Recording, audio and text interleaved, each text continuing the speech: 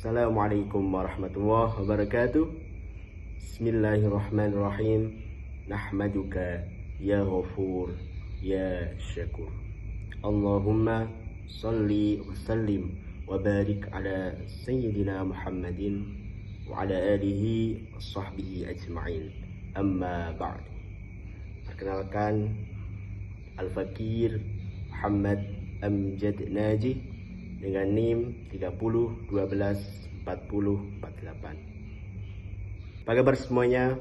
Semoga kita senantiasa dijaga, dibimbing, dan diarahkan oleh Sang Maha Kuasa.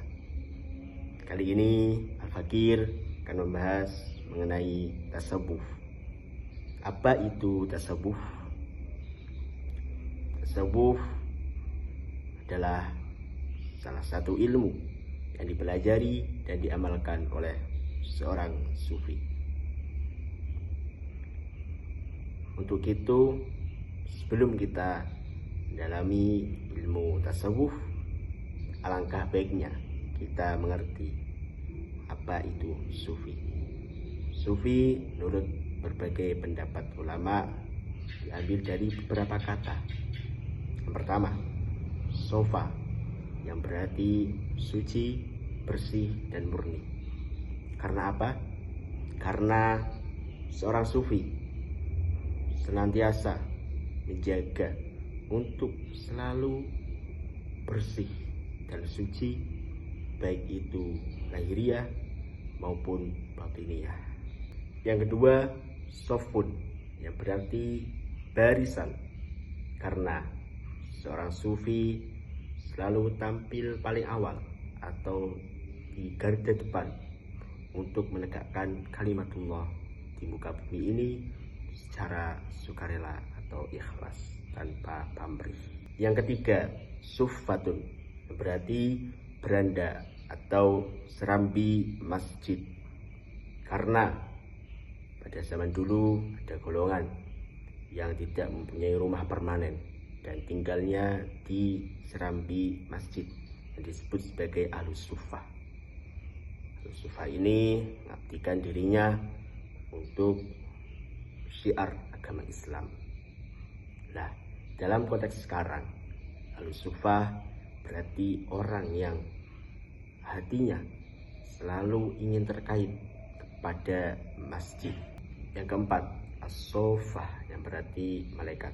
Mereka, kaum sufi, adalah yang memiliki semangat dan jiwa pengabdian kepada Allah Subhanahu wa Ta'ala, sebagaimana yang dilakukan oleh para malaikat. Yang kelima, sofun, berarti kehidupan, di mana mereka, kaum sufi, terus-menerus melakukan amaliyah sebagai bekal untuk kehidupannya kelak di akhirat. Yang keenam, sifwatun atau sofi, yang berarti teman sejati. Mereka, kaum sufi, jadikan Allah Subhanahu wa Ta'ala sebagai teman sejati dalam hidupnya, yang dimana kita ketahui bahwa teman sejati adalah seorang yang tidak meninggalkan ketika kita duka, ketika kita tertimpa musibah, dan bersama-sama bahagia ketika kita mendapatkan kabar baik atau kegembiraan. Yang ketujuh, as-sofa, yang berarti lapangan atau padang pasir. Mereka, kaum sufi, mengibaratkan bahwa bumi ini adalah seperti lapangan atau padang pasir. Kaum sufi menyadari bahwa hidup dunia ini hanyalah sementara, sehingga sering diibaratkan sak diremo mampir ngombe, sehingga kaum sufi menjadikan akhirat sebagai tujuan akhir dari hidupnya. Setelah tadi kita membahas makna sufi menurut Luhawi, selanjutnya kita membahas sufi menurut istilahi.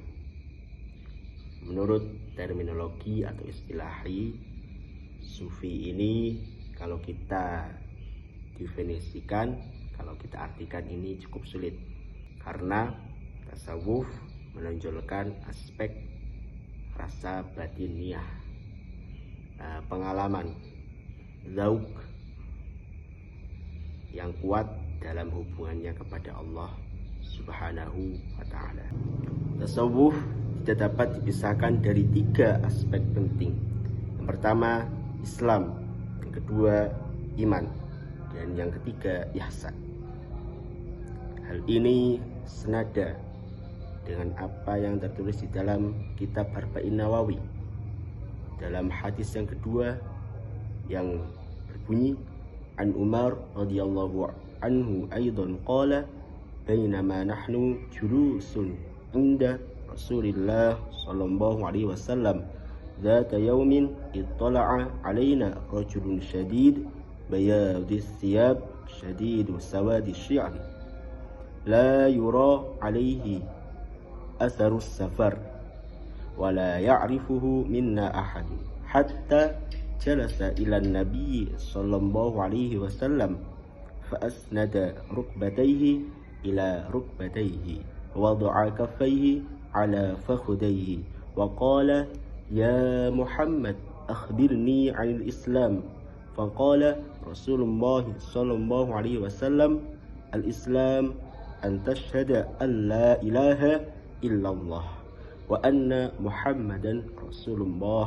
وتقيم الصلاة وتؤتي الزكاة وتصوم رمضان وتحج البيت إن استطعت إليه سبيلا قال صدقت فعجبنا له يسأله ويصدقه قال فأخبرني عن الإيمان قال أن تؤمن بالله وملائكته وكتبه ورسله واليوم الآخر وتؤمن بالقدر خيره وشره قال صدقت قال فأخبرني عن الإحسان قال أن تعبد الله كأنك تراه فإن لم تكن تراه فإنه يراك قال فأخبرني عن الساعة قال ما المسؤول عنها بأعلم من السائل قال فأخبرني عن أماراتها قال أن تلد الأمة ربتها وأن ترى الحفاة عراة العالة رئاء الشاء يتطاولون في البنيان ثم انطلق فلبثت مليا ثم قال يا عمر أتدري من السائل قلت الله ورسوله أعلم الله ورسوله أعلم قال فإنه جبريل atakum yu'allimukum dinakum. Yang berarti dari Umar radhiyallahu anhu juga dia berkata, ketika kami duduk di sisi Rasulullah sallallahu alaihi wasallam, suatu hari tiba-tiba datanglah seorang laki-laki yang mengenakan baju putih yang sangat putih dan berambut sangat hitam. Tidak tampak padanya bekas-bekas perjalanan yang jauh dan tidak ada seorang pun di antara kami yang mengenalnya. Hingga kemudian dia duduk di hadapan Nabi lalu menempelkan kedua lututnya kepada lutut beliau, sehingga sangat dekat antara beliau dengan laki-laki ini. Kemudian laki-laki ini berkata, "Ya Muhammad, beritahukan aku tentang Islam."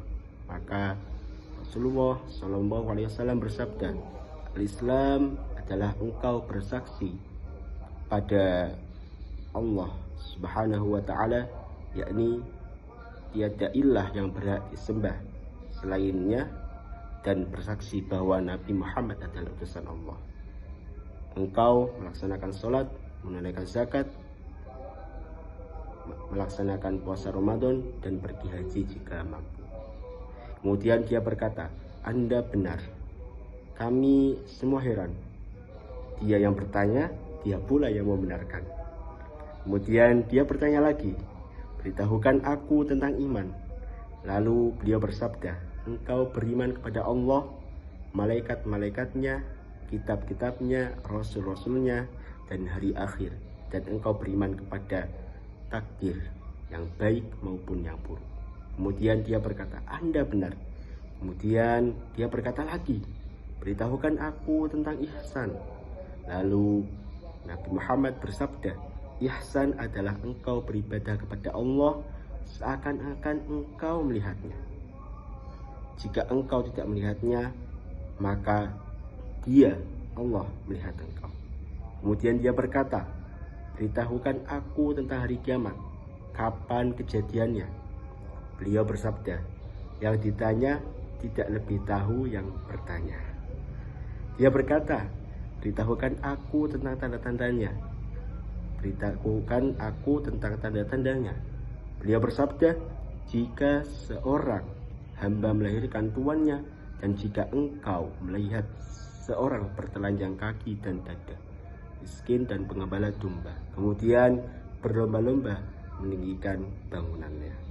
Kemudian orang itu berlalu dan aku berdiam sebentar. Kemudian beliau Rasulullah SAW bertanya, tahukah engkau siapa yang bertanya? Aku berkata, Allah.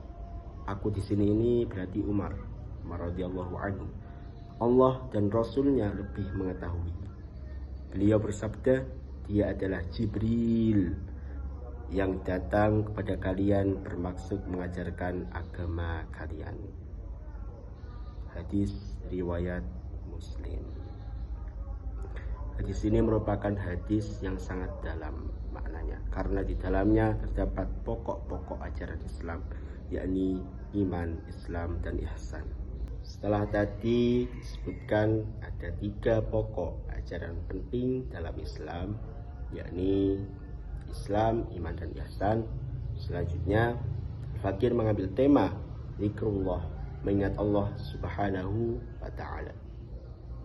Hal ini ada di dalam kitab Sahih Bukhari yang berbunyi hadis Abi Hurairah radhiyallahu anhu qala an-nabiy sallallahu alaihi wasallam yaqulu Allah ta'ala ana 'inda dhanni 'abdi bi wa ana ma'ahu idza dzakarani fa in dzakarani fi nafsihi dzakartuhu fi nafsi wa in dzakarani fi mala'in dzakartuhu fi mala'in khairin minhum wa in taqarraba ilayya shibrin taqarrabtu ilayhi zira'an wa in taqarraba ilayya zira'an taqarrabtu ilayhi ba'an wa in atani yamshi alaituhu harwalatan. Diriwayatkan dari Abi Hurairah radhiyallahu an, dia berkata, Rasulullah sallallahu alaihi wasallam bersabda, Allah Subhanahu wa ta'ala berfirman, aku tergantung prasangka hambaku kepadaku, dan aku bersamanya apabila ia mengingatku. Maka jika ia mengingatku di dalam dirinya, aku pun mengingatnya di dalam diriku. Dan jika ia mengingatku di tengah orang banyak, aku pun mengingatnya di tengah kumpulannya lebih baik dari mereka. Jika ia mendekat kepadaku 1 jengkal, aku pun mendekat kepadanya 1 hasta. Dan jika ia mendekat kepadaku 1 hasta, maka aku pun mendekat kepadanya 1 depa. Dan jika ia datang kepadaku dengan berjalan, aku pun datang kepadanya dengan berlari kecil. Disebutkan di dalam kitab Bukhari, tepatnya pada bab Tauhid. Hal ini sesuai dengan firman Allah Subhanahu wa ta'ala di dalam kitab suci Al-Quran Al-Karim berbunyi, A'udzu billahi minasy syaithanir rajim. Fadhkuruni azkurukum washkuruli wa la takfurun. Jadi di dalam surah Al-Baqarah ayat 152. Yang berarti, maka ingatlah kepadaku, aku pun akan ingat kepadamu. Bersyukurlah kepadaku, dan janganlah kamu ingkar kepadaku. Nah, dengan kita mengingat kepada Allah, hidup kita menjadi lebih tentram dan tentunya lebih bahagia. Hal ini sesuai dengan firman Allah Subhanahu wa taala di dalam kitabnya yang mulia, yakni Al-Qur'anul Karim, dalam surah Ar-Ra'd ayat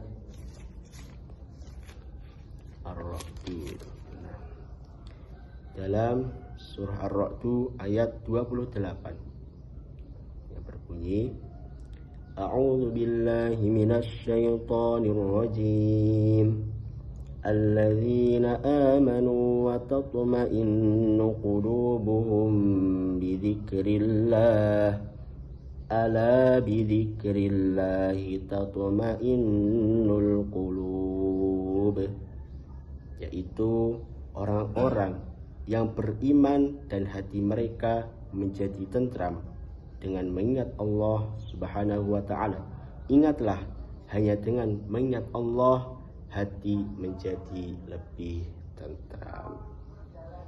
Nah, yang perlu digarisbawahi oleh Al-Fakir dan tentunya akan bermanfaat bagi penonton sekalian, yakni dengan kita zikrullah, mengingat Allah, menjadikan hidup kita menjadi lebih tentram dan bahagia, sehingga kita mendapatkan pertolongan, hidayah, inayah, bimbingan, arahan langsung dari Allah Subhanahu wa taala setiap tindakan, perilaku maupun kegiatan yang kita lakukan di dunia yang fana ini, sehingga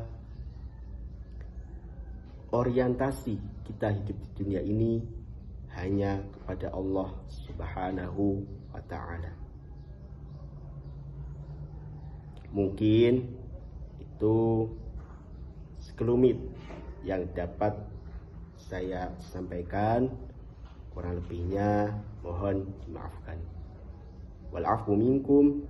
Assalamualaikum warahmatullahi wabarakatuh.